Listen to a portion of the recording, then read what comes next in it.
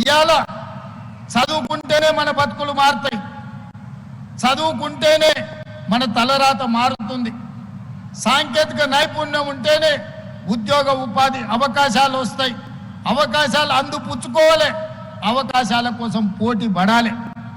మన ప్రభుత్వం అమలు చేస్తున్న సంక్షేమం కావచ్చు, అభివృద్ధి కావచ్చు, సామాజిక చైతన్యంతో తీసుకుంటున్న విప్లవాత్మకమైన ప్రభుత్వ నిర్ణయాలు కావచ్చు. ఆనాడు 40 సంవత్సరాలు కృష్ణ మాదిగ ఎస్సీ కులాల వర్గీకరణ కోసం కొట్లాడాడు. మాదిగ ఉపకులాల కోసం దేశం మొత్తం పోరాటం చేశారు. 30-40 సంవత్సరాలు ఎవ్వరు అమలు చేయలే.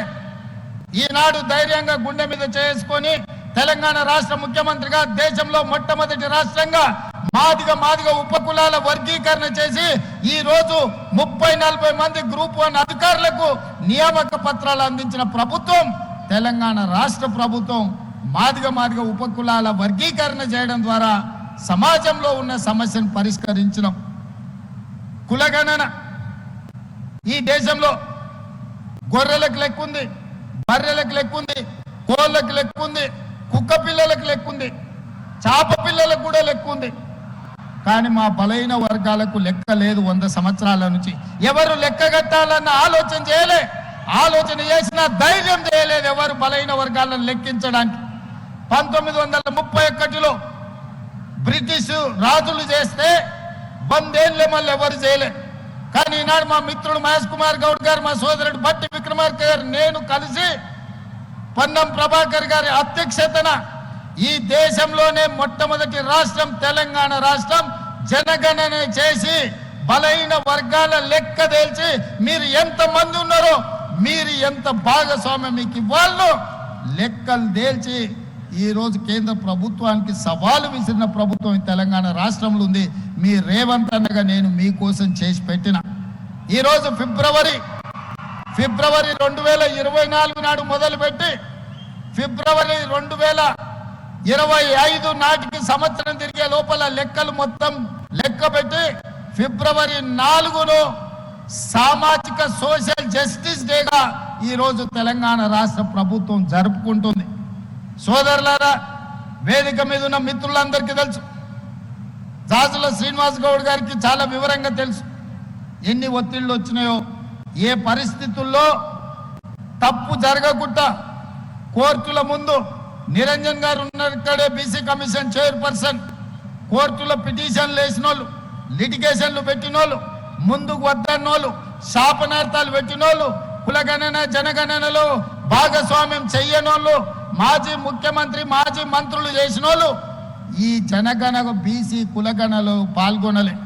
వాళ్ళు లెక్కలకే రాలే.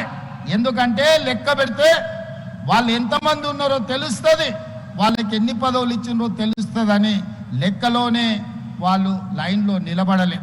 అయినా వాళ్ళు అసెంబ్లీలో వ్యతిరేకించిన చట్టపరంగా కమిషన్ నియమించి చట్టపరంగా అన్ని నిబంధనలు అమలు చేసి ఈరోజు దేశంలోనే మొట్టమొదటి రాష్ట్రంగా బలహీన వర్గాల లెక్కలు తేల్చిన రాష్ట్రం తెలంగాణ రాష్ట్రం.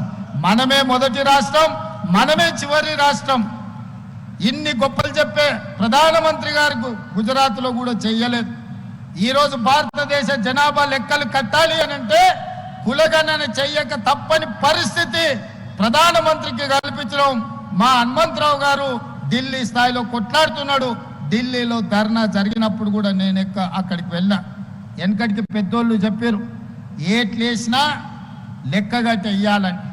మరి బలైన వర్గాలకు సంక్షేమాన్ని అందించాలన్నా, బలైన వర్గాలకు ఉద్యోగ ఉపాధి అవకాశాలు ఇవ్వాలన్నా వాళ్ళ లెక్క ఉండాలి కదా. ఆ లెక్కను జిమ్మెదారితో మన ప్రభుత్వం చేసింది, మీకోసం చేసింది, మీ భవిష్యత్తు కోసం చేసింది. భవిష్యత్ తరాల యొక్క అభ్యున్నతే మా ఆలోచన. ఇవాళ సామాజిక చైతన్యానికి అవసరమైన ప్రతి నిర్ణయాన్ని ఎస్సీ వర్గీకరణ కావచ్చు, బీసీ కులగణన కావచ్చు, ఈ రకంగా ప్రతి సమస్యను ఒకటొకటిగా పరిష్కరించుకుంటూ పోతున్నాం. మిత్రులారా, ఆనాడు ప్రభుత్వం మీరు చూసి ఉండొచ్చు. ఆనాటి ప్రభుత్వం నినాదం ఏంది? బర్రెలు గొర్రెలు పెంచుకోండి, చేపలు పట్టుకోండి, చెప్పులు కుట్టుకోండి, అని చెప్పి బలహీన వర్గాలను దళితులకు కులవృత్తి చేసుకోండి అని చెప్పిండ్రు. ఆనాడు ప్రభుత్వం పెద్ద పెద్ద ప్రకటనలు ఇచ్చింది. మా మిత్రుడు శ్రీహరి ఉన్నాడు, చేపలు పట్టుకోండి అని ముదిరాజులకు మా బెస్త సోదరులకు చెప్పారు.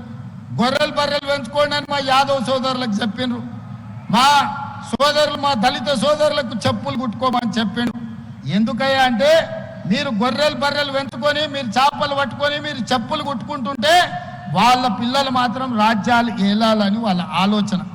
మీరు చదువుకుంటే మీరు డాక్టర్లు ఇంజనీర్లు అయితే మీరు ఐఏఎస్లు ఐపీఎస్లు అయితే రాజ్యాధికారంలో మీరు భాగం అడుగుతారు. కాబట్టి మీరు చదువుకోవద్దన్న ఆలోచనతోని గొర్రెలు బర్రెలు చేపలు చెప్పులు కుట్టుకోండి అని ఆనాటి పాలకులు చెప్తే మీ సోదరుడు రేవంత్ అన్న చెప్పిండు. మన ముత్తాతల నుంచి అదే పని చేసి మన తాతలు అదే చేసి మన తల్లిదండ్రులు కూడా చెప్పులు కుట్టో గొర్రెలు బర్రెలను కాసుకొనో మనల్ని బడికి పంపించారు చదువుకోమని. ఇప్పుడు కూడా మన తరం చెప్పులు కుట్టుకోవాల్సిందేనా? ఇప్పుడు కూడా గొర్రెలు బర్రెలను పెంచుకోవాల్సిందేనా? చేప పిల్లల్ని పట్టుకోవాల్సిందేనా? మనలో మార్పు రావద్దా? ఈ సమాజంలో మనం డాక్టర్లు కావద్దా? ఈ సమాజంలో లాయర్లు ఇంజనీర్లు